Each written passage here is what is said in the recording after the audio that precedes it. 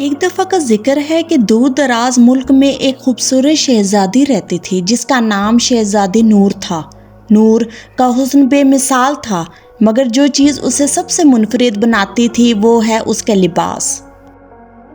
وہ ہمیشہ سورج مکھی کے پھولوں جیسے رنگوں والے ملبوسات پہنتی تھی۔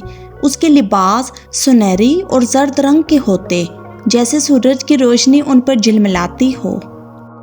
اس کا محل بھی انوکھا تھا۔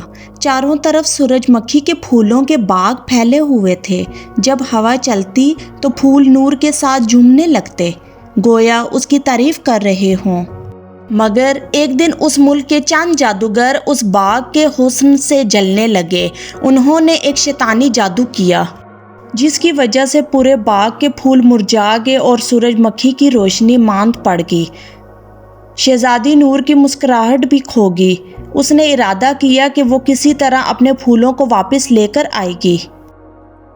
اسی سفر میں اس کی ملاقات شہزادہ اذلان سے ہوئی۔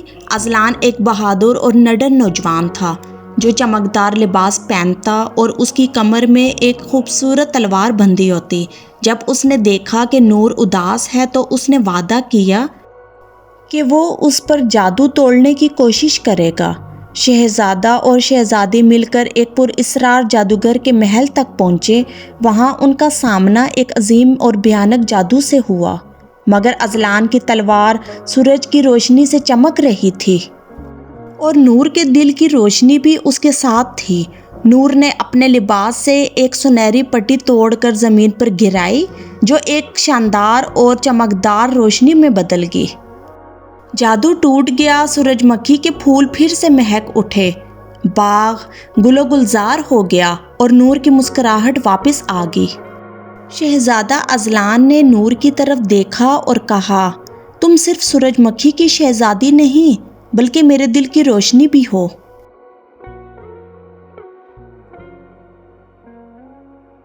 دونوں نے مسکراتے ہوئے ایک دوسرے کی طرف دیکھا۔ پھولوں کی خوشبو میں گھری ہوئی ریاست نے ایک نئے دور کا آغاز کیا جہاں ہمیشہ نور، محبت اور سورج مکھی کے پھول چمکتے رہے۔